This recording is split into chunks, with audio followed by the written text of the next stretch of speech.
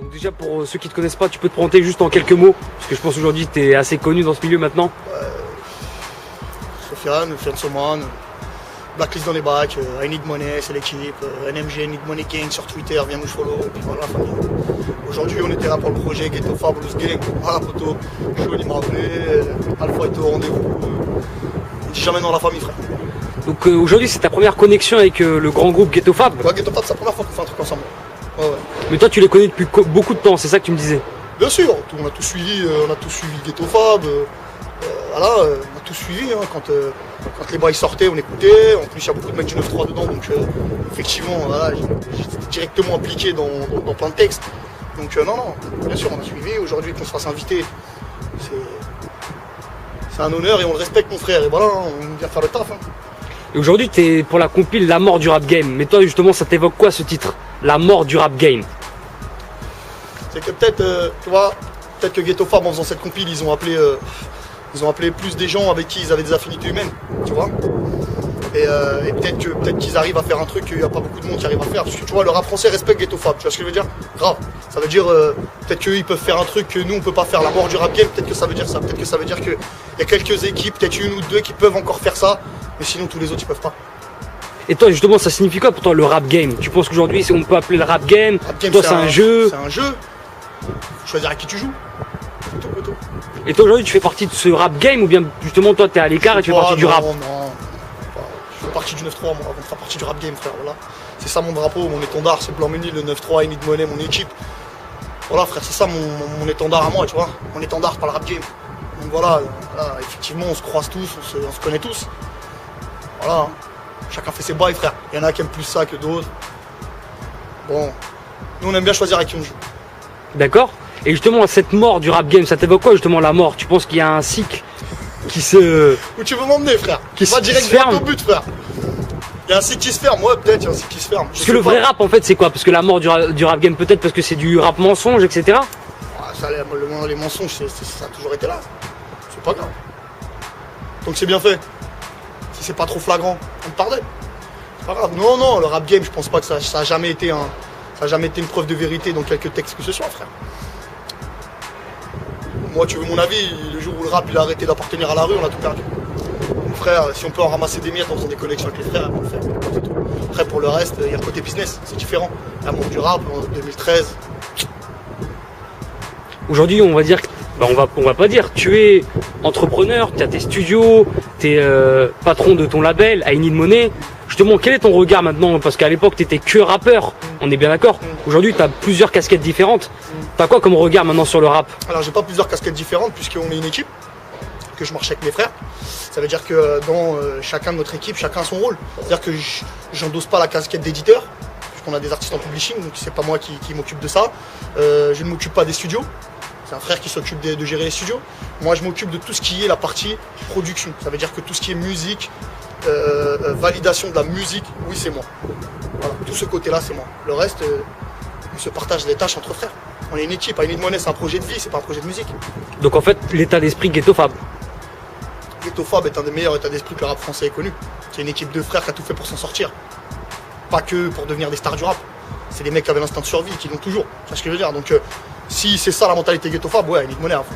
Et tu penses quoi justement de cette proximité avec le public? 3 jours par semaine d'être à Clignancourt, de charbonner, de vendre directement ses CD, son textile. Tu penses quoi justement de ça en France? C'est des mecs qui n'ont pas voulu rentrer dans le réseau classique. Je pense que ça a fait ses preuves. Ça a fait ses preuves, voilà. Ils ont fait leur buzz sans personne. Ils ont vendu leur bail sans personne. Je pense à eux, je pense à Morsaille, je pense à plein de mecs comme ça qui ont créé leur truc. Voilà, ça veut dire qu'à un moment, on te demande de jouer à un certain jeu, c'est normal de rentrer dans un certain réseau, d'être ami avec certaines personnes. Et puis voilà, si tu as le choix de ne pas le faire, et ben permets-toi. Et tu penses qu'aujourd'hui ils se sont permis de créer leur propre courant. Et ces personnages aujourd'hui comme Alpha 520, Morsaille, etc. Tu penses qu'ils font peur à certains ou à l'industrie? Je sais pas si on est assez prétentieux pour dire que l'industrie a peur de nous, frère. Tu vois, je le dis pour moi comme pour eux, tu vois ce que je veux dire. Parce que c'est un business parallèle quand même. Mais en tout cas, les indés qui réussissent, c'est des grandes leçons. Voilà, donner à plein de rappeurs qui ont joué un certain jeu à un moment, parce qu'il faut savoir que tu as vu, en général, même les maisons de disques, elles sont pas coupables de la merde que certains font. Hein. C'est eux qui le font. Hein. C'est eux qui le font consciemment. On leur crache pas dessus, ils font leur business, on fait le nôtre.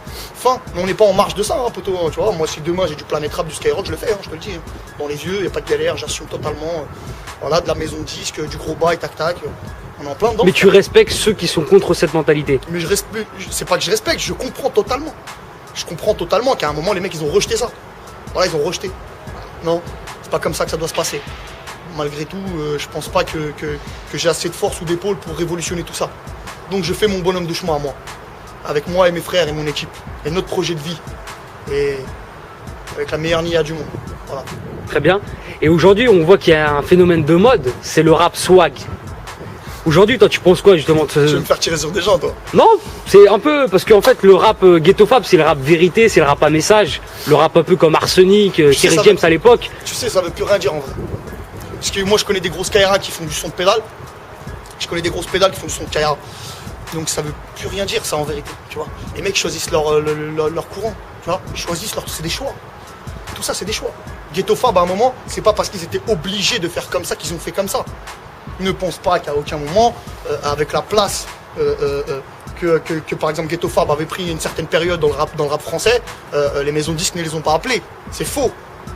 Je suis prêt à parier, c'est sûr, je mets un billet, c'est certain. Mais même Orsay, c'est sûr que ces mecs-là ont été approchés, qu'ils ont eu des propositions et ainsi de suite. C'est logique. Tu vois ce que je veux dire à un moment.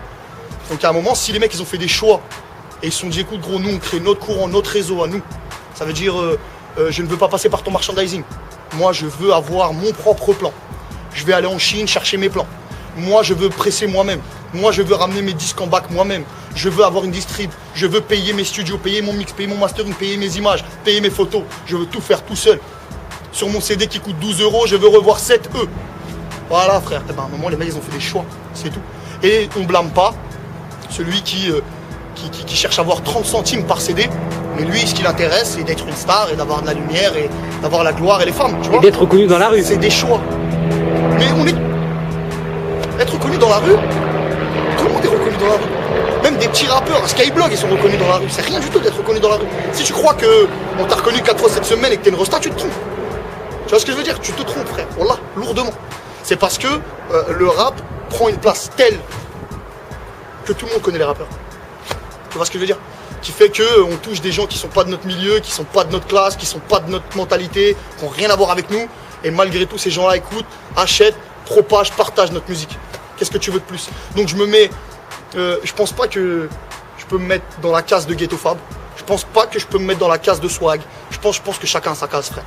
Chacun crée son réseau, chacun crée son circuit, chacun a sa carrière, chacun a ses victoires, ses défaites, chacun a ses déboires, chacun fait ses choix.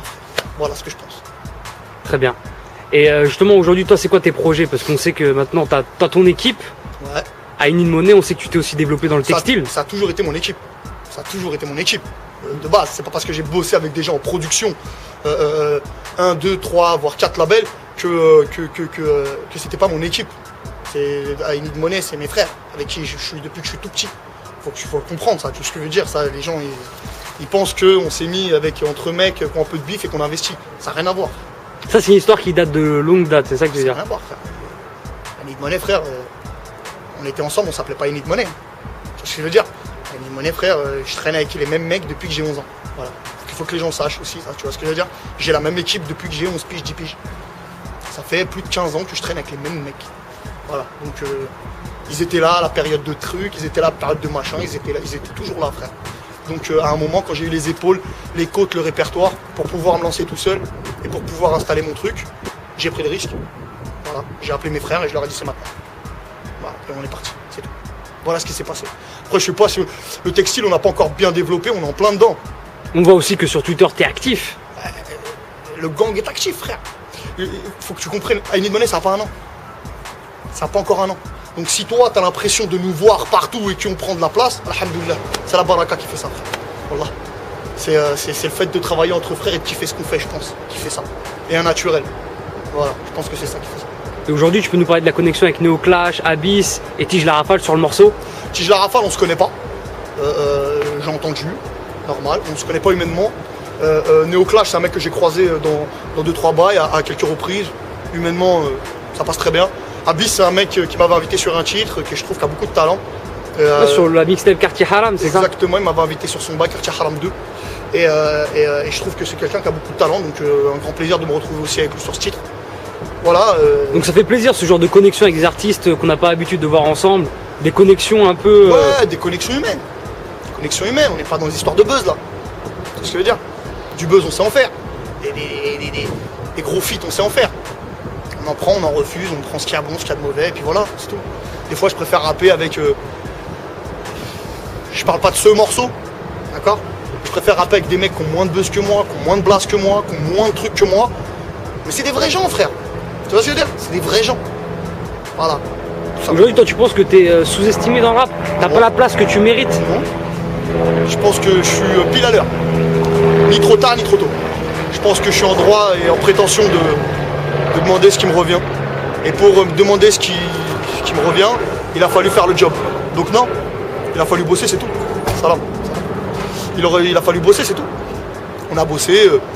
Je suis pas à me dire ouais, j'ai pas la place que je mérite. Non, on aura tout ce qui nous revient. Quand aujourd'hui, t'as collaboré avec beaucoup de grands artistes quand même. Des artistes même signés en major. Ouais, mais même nous, on est des grands artistes. Frère, Sean, c'est un grand artiste. Abyss, c'est un grand artiste. C'est des frères, c'est pas à ton exposition et à tes clics qu'on voit que tu es un grand artiste. Tu veux quoi? Des millions de vues? On en a. Tu veux de l'argent? On en a. Tu veux quoi? Des connexions de vues? On en a. Des concerts? On en fait.